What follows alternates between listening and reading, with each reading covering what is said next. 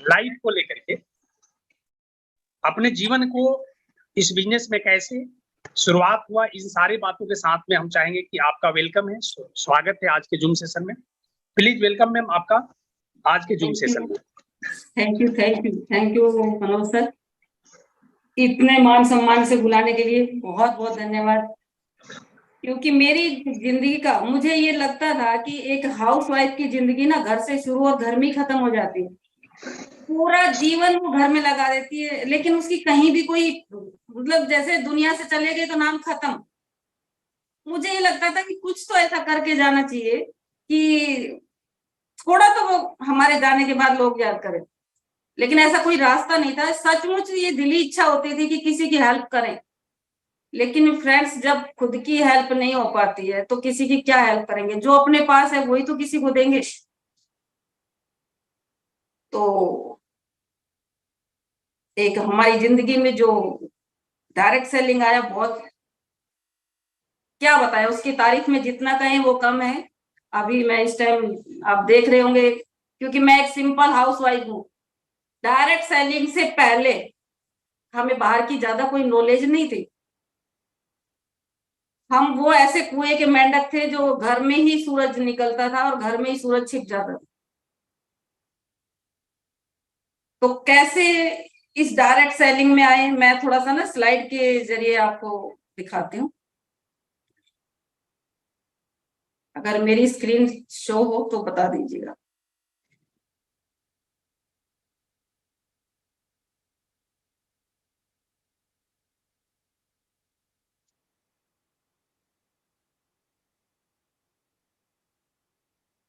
देखना sir, screen show हो रही है? जी हो रही है, बिल्कुल बिल्कुल हो रही है मैम। Okay sir, okay.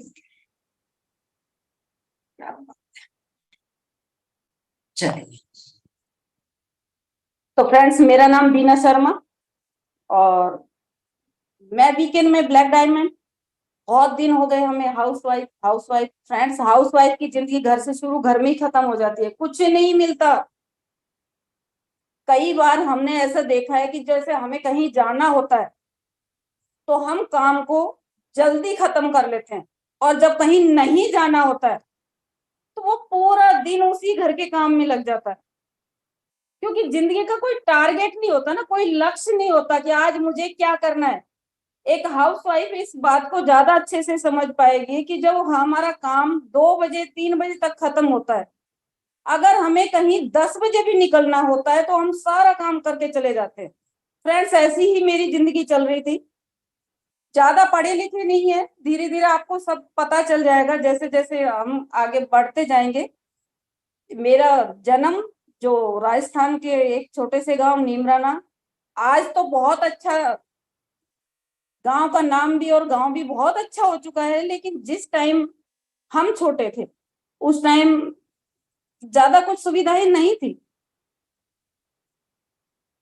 आज हमारे गांव में ये 7 स्टार होटल बन चुका है।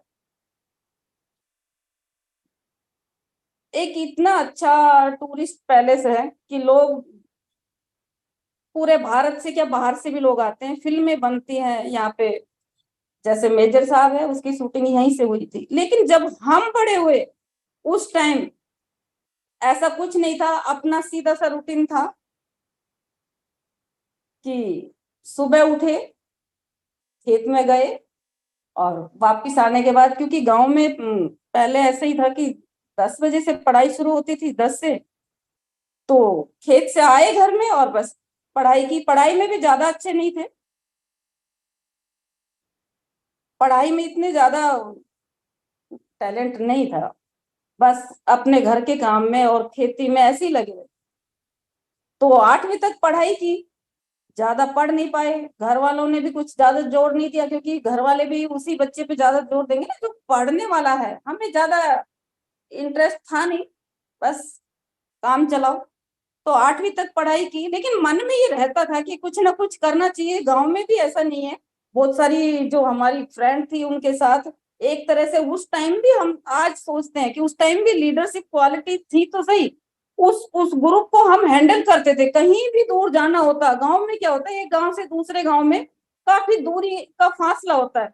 यहाँ शहर में जब हम आए तो हम देखते हैं कि कहीं कोई जंगल नहीं है, बीच में कुछ भी नहीं है, लेकिन कहते हैं अब ये जगह आ गई है, ये आ गई है, लेकिन गांव में बहुत दूर दूर तक जंगल आता है, फिर नया गांव आता है। इस तरह की हमारी गांव में रहना, लालन पालन हुआ है। ज्यादा पढ़ाई नहीं हुई, लेकिन खेती का काफी अच्छा काम कर लेते थे। और 8वीं तक पढ़ के हम अपने दिल्ली में आ गए, शादी हो गई 89 में, और शादी हुई तो अब शहर का और गांव का माहौल आप सबको पता है कि शहर का बिल्कुल रहन सहन अलग है और गांव का बिल्कुल अलग है। जिस गांव में हमने कभी गैस, क्योंकि हमने चूल्हे पे खाना बनाया, हमने खुले बर्तन में खाना बनाया, कभी कुकर नहीं देखा। तो शहर में आने के बाद हमने वो गैस चलाना, वो कुकर बंद करना, वो खाना बनाने का सारा प्रोसेस बिल्कुल अलग, वो सब कुछ यहाँ पे सीखा है। तो फ्रेंड्स, सीखना हर हर जगह पे, हर मोड़ पे, जिंदगी के हर पड़ाव पे सीखना बहुत जरूरी है, और सीखने वाला ही आगे कामयाब होता है। अगर हम यहाँ आके अगर बोलते कि नहीं हमें तो चूल्हे पे ही खाना बनाना है, तो क्या हम चूल्हा बना पाते या यहाँ खाना बना सकते थे? हमने वो सारे काम किए हैं जो एक शहरी परिवार में होता है। फ्रेंड्स,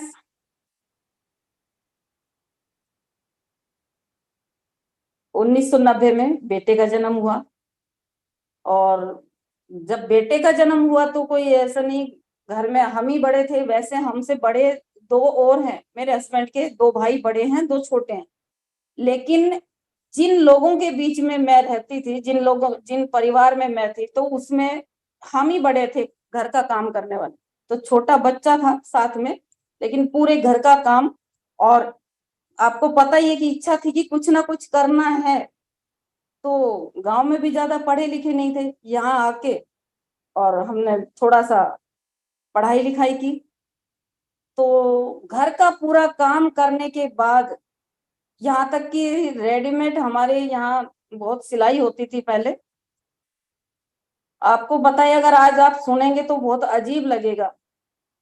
सिलाई रेडीमेड जो करते हैं तो उनमें दर्जन के हिसाब से पैसा मिलता है। फ्रेंड्स, 1 दर्जन पाजामे बनाते थे तब 6 रुपए मिलते थे।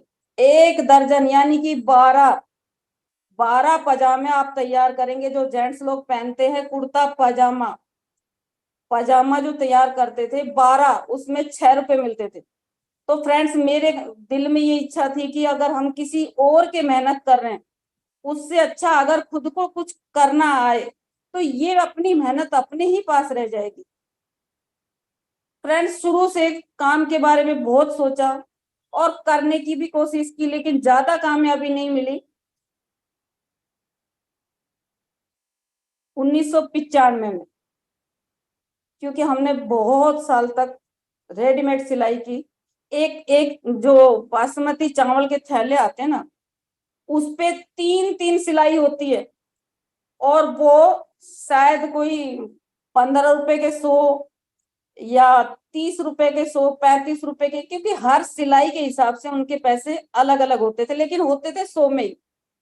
तो फ्रेंड्स, बहुत सिलाई करते थे, लेकिन पैसा बहुत थोड़ा सा आता था। और ये सिलाई करने का सिर्फ इतना सा मकसद था कि जो घर में पैसा आ रहा है, क्योंकि प्राइवेट जॉब में ज्यादा पैसा नहीं होता, तो हमें ये रहता था कि कुछ अपना एफर्ट लगाए ताकि घर में कोई भी लड़ाई झगड़ा ना हो और घर शांति से अच्छे से चलता रहे। तो फ्रेंड्स, हमें पता चला कि सरकारी सेंटर है, उसमें आप सिलाई सीखेंगे तो आपकी सरकारी जॉब भी लग सकती है। अब सरकारी सिलाई सेंटर कहाँ है? हम रहते हैं गोंडा मौजपुर, और सिलाई सेंटर है आजादपुर। फ्रेंड्स, बस में बैठने के बाद, वो बस 1 घंटा लेती थी। छोटा बच्चा घर में है, सास है, ससुर है, 2 देवर हैं, हस्बैंड है, मैं हूं। सबका खाना बना के, सबके सारे काम करके, और हम सुबह 9 बजे निकलते थे, 10 बजे सिलाई सेंटर पहुंचते थे। शाम को 4 बजे वहां से निकलते थे और 5 बजे अपने घर आते थे। लेकिन घर में सबको हम बोल के जाते थे कि कोई बात नहीं, आप खाना पीना खा लेना, काम मत करना, शाम को हम आके कर लेंगे। फ्रेंड्स, घर के जितने भी परिवार के लोग तो कभी उन्होंने हमें मना नहीं किया, क्योंकि हमने उनको काम नहीं करने दिया। फ्रेंड्स, एडजस्टमेंट हर जगह करना पड़ता है। एक दिन की बात, क्योंकि ये 95 में, आज जैसे एक बस का में जब आप वहां तक जाएंगे तो 40-50 रुपए किराया लगता है। उस टाइम पे 4 रुपए किराया था बस का। घर से बस तक पहुंचने के लिए या तो रिक्शा लेना पड़ता था या साइकिल पे जाते थे। हमारे पास साइकिल ही होती थी, उस साइकिल पे जाते थे, या फिर पैसे बचाने के लिए पैदल भी निकल जाते थे। साइकिल अगर ड्यूटी पे है हस्बैंड तो पैदल भी चले जाते थे। फ्रेंड्स, एक दिन जब सिलाई सेंटर में रहते थे तो आपको पता है कि भाई लीडरशिप क्वालिटी है, वहां भी एक अच्छा सा ग्रुप बन गया था, तो लड़कियों ने मिलके कुछ खाने का सामान मंगवा लिया। फ्रेंड्स, वापिस आने के लिए मेरे पास सिर्फ 2 रुपए थे और उस बस का किराया 4 रुपए था। उस टाइम की बात है, 4 रुपए बस का किराया था। अब हम झूठ भी नहीं बोल सकते, ये हमें डायरेक्ट सेलिंग इसलिए अच्छा लगता है कि हमारे झूठ बोलना बस की नहीं है। हम घर कैसे पहुंचेंगे? जब बस में बैठ गए तो हमने, कंडक्टर जैसे ही टिकट लेने के लिए आया, आप ये सोचते ना कि हमारे पास शुरू से ही बहुत पैसा है। फ्रेंड्स, दिक्कत के दिन सबके साथ आते हैं, सिर्फ आपको उनसे लड़ना होता है। हमने बस वाले को बोला कि भैया मेरे पास 2 रुपए हैं और जहां मुझे जाना है वह 4 रुपए किराया है, तो आप मेरे को वहां उतार देना जहां ये 2 रुपए खत्म हो जाते हैं। बस वाला इतना अच्छा था कंडक्टर, उसने बोला कि मैडम जहां आपको उतरना है, जहां आपको जाना है वहां आप उतर जाना। उसने मेरे को 2 रुपए की टिकट दे दी और बोला कि आप जहां उतरना चाहे वहां उतर जाना। फ्रेंड्स, पूरे साल डेली का आना जाना, वहां सिलाई प्रॉपर ITI की तरह फाइल बनेगी, आपकी पेपर कटिंग की अलग फाइल बनेगी, आपकी रिटर्न अलग बनेगी, कपड़ों की फाइल अलग बनेगी, छोटे कपड़े अलग बनाने हैं, बड़े कपड़े अलग बनाने हैं। फ्रेंड्स, पैंट शर्ट जितने जेंट्स के कपड़े होते हैं वो सब, छोटे में भी और बड़े में भी। अब आप सोच के देखिए, जिसके घर में प्राइवेट जॉब है, जो सास ससुर के हवाले है, वो इतना खर्चा कहां से करेगा? हमने एक नया रास्ता निकाला कि गली में जितने भी लोग हैं उन सभी के कपड़े फ्री में सिलेंगे। फ्रेंड्स, इतने सारे सूट हमने सिले लोगों के फ्री में, क्यों? कि मुझे कपड़े चाहिए। कहां से आएंगे? उन लोगों को एक फायदा हो गया कि फ्री में सूट सिला हुआ मिल गया, हमें कपड़ा मिल गया। तो फ्रेंड्स, ये सोच के कि जब ये सिलाई पूरी हो जाएगी तो सरकारी जॉब लग जाएगी, हमने सिलाई पूरी की। जैसे ही पूरी सिलाई पूरी की, हम सितंबर 1995 में जैसे ही हमारा डिप्लोमा आया और जनवरी में हमारी बेटी का जन्म हो गया। फ्रेंड्स, आप सोच के देखिए, एक लेडी जो डेली 1 घंटा बस में जाती है और लड़की भी उसके पेट में है और पूरा घर का काम करके जाती है, आके पूरा करती है, क्योंकि ये सिर्फ मेरा लालच था, मुझे चाहिए, मुझे सीखना है। परिवार को इससे कोई मतलब नहीं है, उनके पास बहू है, उनको काम करना, उनको काम चाहिए। तो आपने अगर अपना आज का टारगेट बना रखा है तो दिक्कत परेशानी कोई दिन की है, कुछ दिन की है। तो हमारे पास बेटी हुई 96 में और परिवार पूरा हो गया। फ्रेंड्स, हमने 96 से लेके 2007 तक सिलाई, प्रॉपर सिलाई सेंटर चलाया, प्रॉपर, यानी कि लेडीज के जितने भी कपड़े होते हैं, चाहे वो मैक्सी, गाउन, ब्लाउज, जो भी कुछ कपड़े होते हैं, और इतने शानदार बैग। लेकिन फ्रेंड्स, हम सिलाई पूरे दिन करते थे लेकिन उसकी सिलाई मिलती नहीं थी हमें। आज दे देंगे कल दे देंगे, आज दे देंगे कल दे देंगे, सिलाई कहाँ मिलती है? जब आप बड़ा सा कोई बुटीक खोल लेते हैं, जितना ज्यादा पैसा लगाएंगे उतना ही ज्यादा अर्न करेंगे। अगर आप पैसा नहीं लगाएंगे ना किसी भी बिजनेस में, छोटे मोटे काम में कहीं कोई पैसा नहीं मिलता, वहां पैसा फंसता है। तो हम सिर्फ सिलाई करते थे, तो इसलिए हमारी मेहनत फंसती थी, पैसा नहीं लगा था।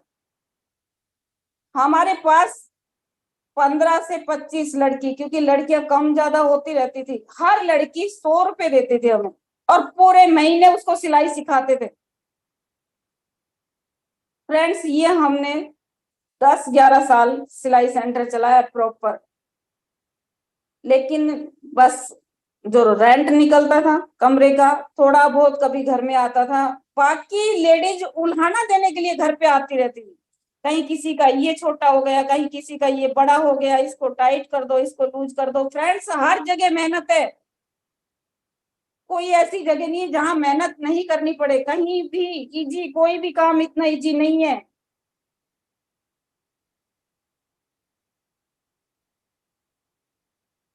दो 2004 में हमने कंप्यूटर सीखा। कंप्यूटर में भी प्राइवेट डिप्लोमा लिया, सरकारी डिप्लोमा लिया। ये डिप्लोमा लेने का सिर्फ एक मकसद था कि बच्चों के स्कूल में कंप्यूटर लागू हो गया। अब जो कंप्यूटर बच्चों की क्लास में आ तो गया, लेकिन हम उसकी ट्यूशन फीस कहाँ से देंगे? जिस घर में, जब मैं सिलाई सीख रही थी उस टाइम हमारे घर में 1400 रुपए तनख्वाह थी। उस 1400 में आना जाना, कपड़े खरीदना, बहुत सारे तरह तरह के सामान लेके आना, वो सब उसी में से करते थे। फ्रेंड्स, कंप्यूटर कोर्स इसलिए किया कि अगर हमें तो पता नहीं किस चिड़िया का नाम है कंप्यूटर, अगर हम दोनों बच्चों की ट्यूशन लगाएंगे तो इतना पैसा हमारे पास नहीं है। इससे अच्छा अगर मैं सीख लेती हूँ तो दोनों बच्चों को कम से कम हम बेसिक तो सिखाई देंगे। ये सोच के कंप्यूटर कोर्स किया। और फिर कहते हैं कि अगर एक लेडी को सिलाई, कंप्यूटर या फिर आपका पार्लर तीनों आते हो तो वो भूखा नहीं मरते। ये हमारा हमेशा से सोच रहती थी कि जब आपको जरूरत पड़ेगी उस दिन आप काम सीखेंगे या काम करेंगे। काम पहले से सीखना पड़ता है। जैसे आज आप पहले से वीकेंड को करना शुरू कर दीजिए, जिस दिन जरूरत पड़ेगी उस दिन नहीं कर पाएंगे। तो फ्रेंड्स, कंप्यूटर कोर्स किया। कंप्यूटर कोर्स में जब हमने किया तो प्राइवेट और सरकारी दोनों में मैडम जब आके बोलती थी कि आज आपकी एक नई बुक आई है, हम खुश हो जाते थे कि आज नई बुक पढ़ने को मिलेगा। वह इंग्लिश में होती थी लेकिन फिर भी अच्छा लगता था कि थोड़ा थोड़ा इंग्लिश आती है। हम पूछते मैडम कितने की है, तो इतने इजी तरीके से बता देती कि कुछ नहीं, 2 to 10 की है। अब 2 to 10 हमें समझ में नहीं आता था। हम सोचते थे कि 2 to 10 की, अच्छा अब 210 कहाँ से लाएंगे? जिसकी सैलरी 1400 रुपए है, 1500 रुपए है, वो 210 की बुक खरीदेगा। फ्रेंड्स, कोई भी चीज आप कर लीजिए, कोई भी सीख लीजिए, कुछ भी काम कर लीजिए, पैसा लगाना पड़ता है। एजुकेशन लेते हैं तो पैसा लगाना पड़ता है। धीरे धीरे धीरे धीरे बच्चों को अच्छे से बताने लगे और कंप्यूटर कोर्स हो गया। लेकिन जॉब हम यहाँ भी नहीं कर पाए, कंप्यूटर की जॉब भी नहीं कर पाए, क्योंकि सिलाई की इसलिए नहीं कर पाए कि बेटी छोटी है और सास की तबीयत ज्यादा खराब हो गई थी, तो सिलाई सेंटर में भी कहीं जॉब नहीं लगी। जॉब लगी तो काफी दूर, कहीं दूर, तो वो घर छोड़ के जा नहीं सकते। अब कंप्यूटर कोर्स किया, उसमें भी ससुर साहब की तबीयत खराब हो गई। एक हाउस वाइफ घर छोड़ के कहीं जॉब नहीं कर सकती। ये मेरी फैमिली है, मेरा छोटा बेटा है, आप देखेंगे कि ये देखिए बेटा, और आप पीछे से हमारा घर देखेंगे। फ्रेंड्स, इस घर में हमने अपने 23 साल निकाले हैं। 23 साल। आप सोचेंगे ना कि बस ये तो शुरू से ही ऐसे हैं, करोड़पति हैं।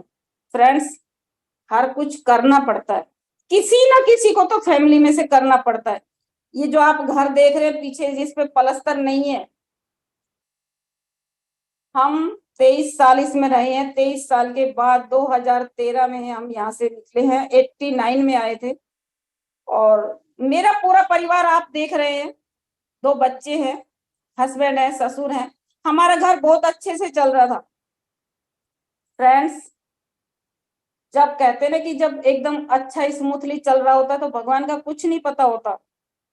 मेरे हस्बैंड की 3,000 सैलरी हो गई थी। मेरे ससुर साहब रिटायर थे तो वो 2,000 पेंशन देते थे। 5,000 में हमारा घर अच्छे से चल रहा था और बच्चे भी पढ़ रहे थे ठीक ठाक। 2006 में मई में मेरे ससुर साहब एक्सपायर हो गए।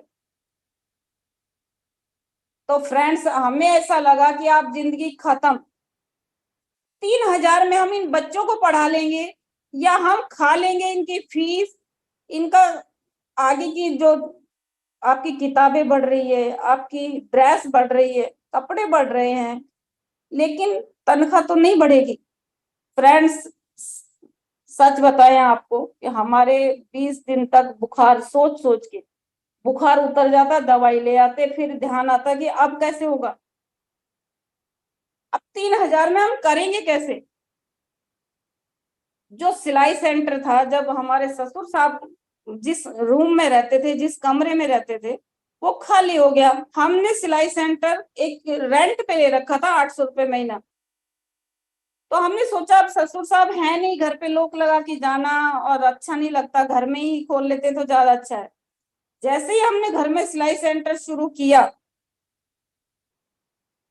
फ्रेंड्स, घर वालों ने वो सिलाई सेंटर खाली करवा दिया कि नहीं, ये दूसरे भाई को देना है और आप यहाँ सिलाई नहीं सिखा सकते। अब एक बात देखिए, परिवार होता है हेल्प करने के लिए। उस दिन मुझे ये समझ में आया कि गरीब आदमी की कोई मदद नहीं करता, चाहे वो घर वाले हो, कोई भी हो। जिस इंसान में इंसानियत नहीं है, गरीब आदमी की मदद करनी चाहिए। कि 3,000 पेंशन है, बच्चे छोटे छोटे हैं, पढ़ने वाले बच्चे हैं, कैसे करेंगे। अगर घर में सिलाई सेंटर खोलते हैं तो कम से कम रेंट बचेगा। फ्रेंड्स, वो सिलाई सेंटर खाली करवा दिया। उस टाइम हमने अपने परिवार से लड़ना, हमारे बस में है ही नहीं, हमारे नेचर में नहीं है, बोलना भी नेचर में नहीं है कि हम किसी को कुछ उल्टा बोल दे, कुछ नहीं। जब हमें ज्यादा गुस्सा आता है तो हम बिल्कुल शांत हो जाते हैं, बिल्कुल चुप, कुछ नहीं बोलना। तो फ्रेंड्स, मैंने अपने हस्बैंड से कहा कि अब हमें किसी से कोई मतलब नहीं है। मैंने मई से लेके मई, जून, जुलाई, अगस्त, हम हर मीटिंग में बताते हैं कि 30 सितंबर 2006 को हमारी डायरेक्ट सेलिंग में एंट्री हुई। फ्रेंड्स, वो हमने 5 महीने 4 महीने कैसे निकाले हैं हमें पता है। हमने अपने मायके में या ससुराल में किसी से बात नहीं की। जैसे एक कैदी होता है ना,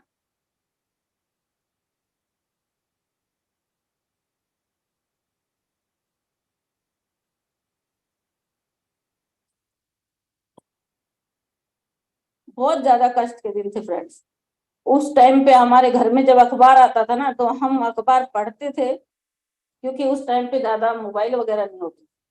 तो एक दिन हमने उसमें एक न्यूज पढ़ी कि एक परिवार ने, ऊपर के कोने में लिखा हुआ था कि अपनी आर्थिक तंगी के कारण एक परिवार ने अपना पूरे परिवार को खत्म कर लिया। तो फ्रेंड्स, वो खबर पढ़ के मुझे ना ऐसा एकदम लगा कि किसी दिन की ये हमारी न्यूज हो सकती है। अब एक बात बताइए, जो इंसान इतना परेशान बैठा हो, जिसकी कोई हेल्प नहीं कर रहा हो, जिसको करना तो है, बच्चों को पालना तो है, लेकिन कोई रास्ता ना हो, ऐसे में अगर कोई भगवान के रूप में, कोई देवता के रूप में इंसान बन के घर में आता है, तो उसकी बात माननी चाहिए नहीं माननी चाहिए। क्योंकि हमें ये समझ में आ गया था कि सहानुभूति दिखाने तो सब आ जाते हैं, हाय इतने गरीब हैं, अब बच्चे कैसे पालेंगे, अब कैसे होगा बच्चों का, लेकिन हेल्प करने कोई नहीं आता। 30 सितंबर को हमारी ज्वाइनिंग हुई। अजय सर आए, हमारे बड़े जेठ के बेटे ने, उनकी लिस्ट में हम थे, तो उन्होंने हमें प्लान दिखाया और हमें तो समझ में आ गया था। क्यों कि मेहनत तो हम बहुत सालों से कर ही रहे हैं और यहाँ पैसा लगाना है नहीं, और मेहनत से हम पीछे हटने वाले हैं नहीं। और सर ने जब हमें प्लान दिखाया, अजय सर ने पूछा कि आप बचत कितनी कर लेते हैं, अब जिस इंसान का घर नहीं चल रहा वो बचत कहाँ से करेगा? लेकिन फिर भी हमने अपना दिमाग में जोड़ दिया कि कुछ तो बचता होगा। एक LIC पॉलिसी थी 300 रुपए की, वो बचत नहीं थी, तो जब सर पे आ गई तो भरते थे। हमने ये बोला सर 300 रुपए बचा लेते हैं। तो फ्रेंड्स, जब हमने प्लान सुना कि इसमें पैसा नहीं लगाना होता है, सिर्फ आप अपनी मेहनत लगाते हैं और सीखते क्रम में आगे बढ़ते हैं, तो आप एक दिन जो चाहे वो मन चाहा पैसा यहाँ से पा सकते हैं। हमने 30 सितंबर 2006 को शाम को 8 बजे जब ज्वाइनिंग फॉर्म भरा, तो पता नहीं कितने साल हो गए थे हमें अपना साइन किए हुए। उस दिन हमारे हाथ कांप रहे थे, ऐसा लग रहा था पता नहीं किस वसीयत पे साइन कर रहे हैं, पता नहीं किस पेपर पे साइन कर रहे हैं। तो 2006 में हमारी जिंदगी में डायरेक्ट सेलिंग आई, और जैसे जैसे डायरेक्ट सेलिंग ने हमारी जिंदगी में कदम रखा, हमारी जिंदगी बदलना शुरू हो गई। हमने पहली कंपनी की, उस कंपनी में 3 साल काम किया फ्रेंड्स, और 3 साल में हमें 30,000 से ज्यादा की इनकम आई। 35 जो भी, क्योंकि उसमें जब हर महीने जो इनकम आती थी वो कभी 500, कभी 300, कभी 1000, 1200, बहुत कम आई है। लास्ट हाईएस्ट 8,500, और उस टाइम हम उससे बहुत खुश थे। 2,60,000 का बिजनेस दिया। आप सोचिए, 2,60,000 का बिजनेस दिया तो हमारी जो इनकम बनी 8,500। फ्रेंड्स, उस टाइम हम उससे भी बहुत खुश थे, क्योंकि हमें ज्यादा नॉलेज नहीं थी। हमें पता था जो मेहनत की है पैसा आ गया। हम उसकी वॉशिंग मशीन लाए। आज आप लोगों की भी इनकम जब वीकेंड में आती है, आप छोटे छोटे सपने पूरा करना शुरू कर देते हैं। पहली कंपनी से हमने कमाए 30,000, क्योंकि नॉलेज नहीं थी। सीखते क्रम में इतना ही पैसा आता है, या आप सीख लीजिए, क्योंकि बाहर तो हमें सीखने का भी देना पड़ता है। सीखते क्रम में हमने 3 साल लगाए तो हमारे घर में 30,000 के आसपास इनकम आ गई। उसके बाद हमने 2-3 कंपनियां की, जिसमें 8 लाख के आसपास इनकम आई, क्योंकि वहां थोड़ा थोड़ा हम सीख चुके थे, थोड़ा थोड़ा नॉलेज आ गई थी। बाहर निकलना, आना जाना, बोलना, प्लान दिखाना, सब थोड़ा थोड़ा सीख गए थे। तो फ्रेंड्स, जैसे जैसे आप सीखते जाते हैं वैसे वैसे इनकम बढ़ती चली जाती है। फरवरी 2022 में हमने वीकेंड को स्टार्ट किया। वीकेंड में आने के बाद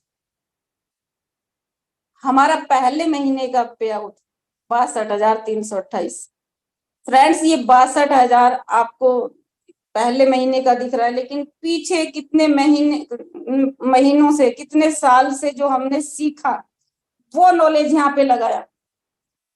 तो पहले महीने का जो पे आउट आया 62,328, दूसरे महीने का 62,643। ये एक ऐसी इनकम है जो लेने के लिए बहुत पढ़ा लिखा होना जरूरी है, बहुत सारा एक्सपीरियंस जरूरी है। लोग कहते हैं कि टाइम देना पड़ता है। फ्रेंड्स, टाइम कोई भी ऐसी जगह नहीं है जहां बगैर टाइम दिए, बगैर मेहनत किए पैसा आ जाए। वीकेंड में आने के बाद तीसरे महीने का पे आउट 62,294 आया। आप देख रहे हैं कि एक हाउसवाइफ की इनकम, चौथे महीने का चेक 51,128। अब लोग यहाँ पे सोच सकते हैं कि पहले 62 आया फिर 51 आया। बहुत सारे लोग इसी बात को लेकर नेगेटिव हो जाते हैं। 5वें महीने का पे आउट 48,000। अब तो हमें छोड़ ही देना चाहिए वीकेंड को। फ्रेंड्स, ये बिजनेस है, नौकरी नहीं है जो फिक्स है, आपका फिक्स आएगा। बिजनेस है, कम ज्यादा होता रहेगा। बिजनेस में उतार चढ़ाव आते हैं। आप अगर मानते हैं ये बिजनेस मेरा है तो उतार चढ़ाव आना बिल्कुल लाजमी है। छठे महीने का पे आउट 92,000। फ्रेंड्स, 92,000 कमाने के लिए इंडिया में बहुत कम लोग हैं जिनकी इतनी सैलरी है, अगर है तो उनकी टेंशन, उनकी जिम्मेदारी, उनकी पढ़ाई, उनका एक्सपीरियंस कितना ज्यादा है, वो आप एक दिन बैठ के, अगर आपके पास आसपास कोई रहते हैं तो आप मिलना उनसे। छठे महीने का पे आउट 92,000।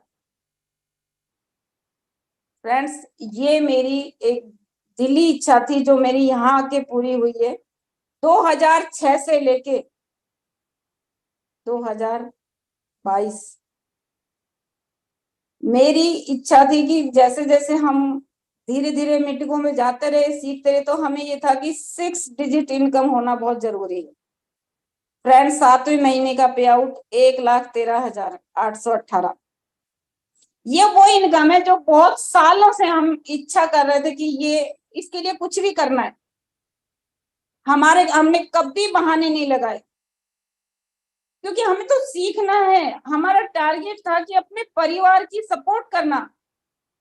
तो फ्रेंड्स देखिए, जब आप बहाने नहीं करते तो आपकी बढ़ते क्रम में इनकम आती है। 8वें महीने का पे आउट 1,02,126। 9वें महीने का पे आउट 1,20,324। फ्रेंड्स, 10वें महीने का पे आउट 1,09,719।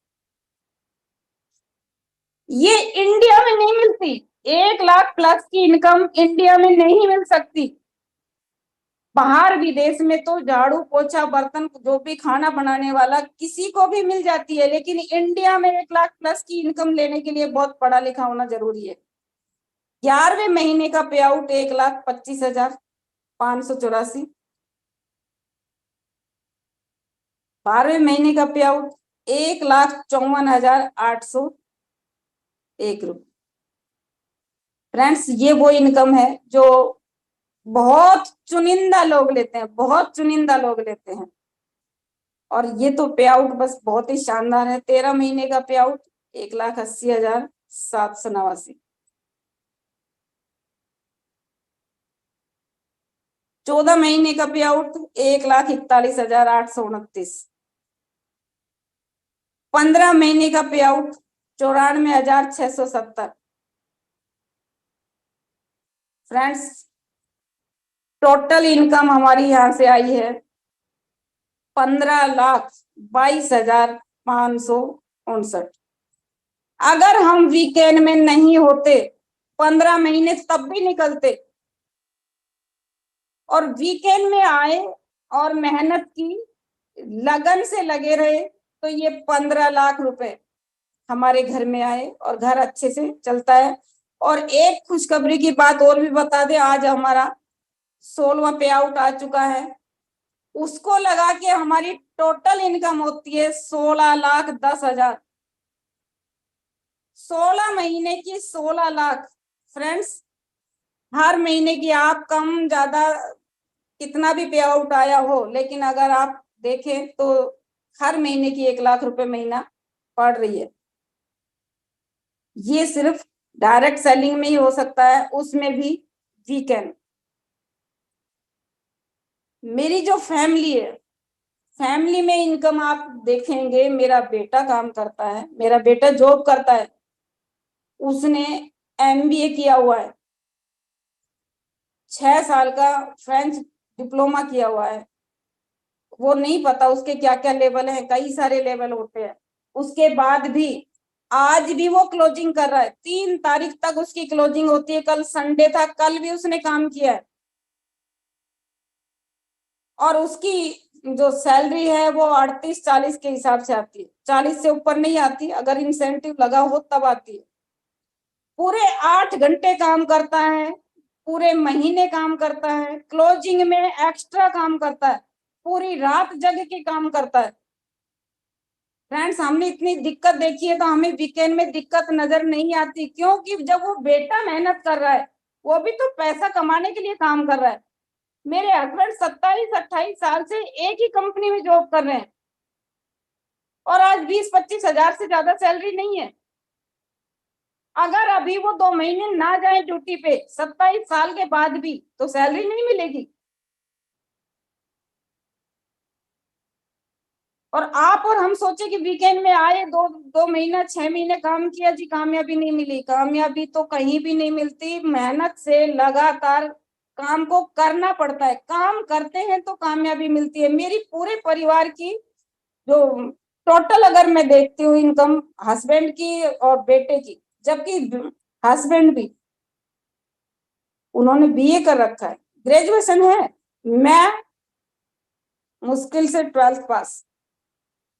और आपको पता है कि एक्सपीरियंस बहुत जरूरी है। जब वो 27 साल से आज 25,000 तक सैलरी पे पहुंचे हैं, और आपको आज बता देती हूँ, मेरा ये मतलब मेरा जो टारगेट मान लीजिए या मेरा कुछ भी मान सकते हैं, मेरे हस्बैंड अगले साल रिटायर होने वाले हैं। तो मैंने अपने आप को बोल रखा है कि मेरी इनकम कितनी भी हो, जितनी उनकी लास्ट सैलरी होगी, मुझे वीकेंड से उतना टीडीएस देना है। ये मैंने अपने आप को बोल रखा है, उतनी मेहनत करनी है। मेरे हस्बैंड की जब लास्ट सैलरी होगी, मुझे उतना टीडीएस देना है वीकेंड से। तो फ्रेंड्स, मेहनत हर जगह करनी है। आप चाहे बहाने बना लो या पैसे बना लो, दोनों काम नहीं हो सकते। और आपको एक बात बता दें,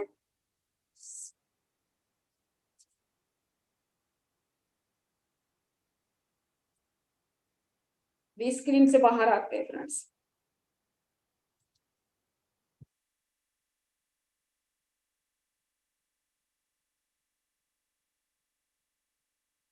फ्रेंड्स, आप जब काम कर रहे हैं तो आपको काम करते वक्त जो भी दिक्कत आ रही है, जो भी आपका स्ट्रगल का टाइम है, वो फोटो आप कलेक्ट कीजिए, अपने पास रखिए। हमने जिस टाइम काम किया उस टाइम हमारे पास कोई मोबाइल नहीं था, कोई कैमरा नहीं था, तो हम वो बता ही नहीं सकते कि हमने कितनी दिक्कतें उठा के यहाँ तक पहुंचे हैं। आप लोगों के पास वो टाइम है, आप लोगों के पास वो सुविधाएं हैं, तो आप अपनी, देखिए, कामयाबी की फोटो आपको कहीं से भी मिल जाएगी, स्ट्रगल की फोटो नहीं मिलती है, दिक्कत की फोटो नहीं मिलती, वो आप अपनी रखिए। और बहाने छोड़ दीजिए, बहानों से किसी का भला नहीं हुआ है। आपकी जिंदगी है आज के बाद, अगर कामयाब होंगे तो आप अपनी वजह से, और नाकामयाब होंगे तो भी अपनी वजह से। फ्रेंड्स, जो जिंदगी गई उसको आप और हम नहीं बदल सकते, लेकिन आने वाली जिंदगी को हम बदल सकते हैं। तो thank you, thank you, thank you सभी का दिल से धन्यवाद कि आपने मेरे को सुना। और वीकेंड का बहुत बहुत धन्यवाद, अजय सर का बड़े वाला धन्यवाद कि अजय सर ने इतना शानदार प्लान बनाया। इतनी कम मेहनत में ज्यादा पैसा, आज भी जिन जिन का पे आउट आया है वो अपना पे आउट देख के बता सकते हैं कि कम मेहनत में कितना उनको पे आउट बना है।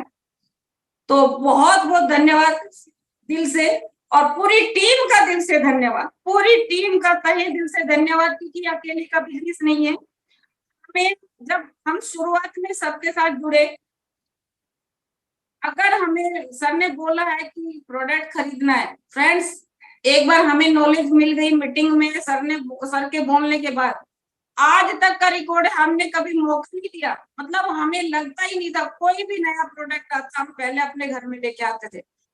जब हमने पहली कंपनी की थी तो हमारे घर में छोटी सी ऐसे होता है गांव में कि जगह बनी होती है जिसपे सामान आप रख सकते हैं। हमारे घर में सैलरी भले ही 3,000 थी, लेकिन हम उस पे पूरे पे सामान लगा के रखते थे, क्योंकि वो मेरा खुद का बिजनेस था। गली में किसी को जरूरत हो तो हम उसको दे सकते हैं। आज वीकेंड में सारे प्रोडक्ट मेरे घर में होते हैं। सर अगर बोलते हैं कि आपको सीखना है, प्लान सीखना है, तो हमने प्लान देना शुरू किया। फ्रेंड्स, बोलना नहीं आता था, हाथ कांपते थे। कई बार तो ऐसा हुआ, सर ने बोला कि आपको प्लान देना है, हम खड़े हो गए हैं, क्योंकि बहुत सारी लेडीज का ग्रुप होता था। आधा प्लान देने के बाद हमारे हाथ पैर फूल जाते थे कि सर बस इतना ही दे पाएंगे। लेकिन हमने धीरे धीरे धीरे धीरे धीरे सीखना शुरू किया, क्यों, हमें पता था कि जो हमें मिल सकता है डायरेक्ट सेलिंग से मिल सकता है, नौकरी से बंधी हुई तनख्वाह मिलेगी। आपकी सैलरी अगर 50,000 है तो अगले महीने 50 मिलेगी, 55 नहीं मिलेगी। 1 लाख कमाने वाला भी अमीर नहीं है। क्यों? क्योंकि उसके घर में 1 लाख सैलरी आ रही है, उसके दम पर उसको अगर कुछ हो गया तो परिवार में से किसी को 1 लाख नहीं आएगा और खर्चे बढ़ा चुका होगा।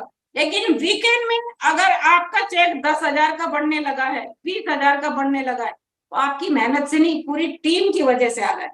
आप अगर 4 दिन कहीं चले भी गए तो टीम नहीं जाएगी।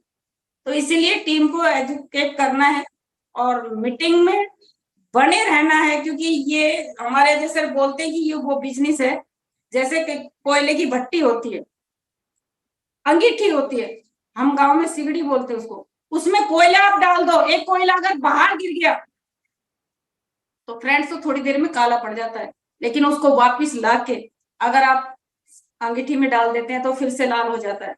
ये मीटिंग ट्रेनिंग आपका वही आपके जोश का काम करता है, आपके ज्ञान का काम करता है, आपकी शिक्षा का काम करता है, आपकी नेगेटिविटी निकालने का काम करता है।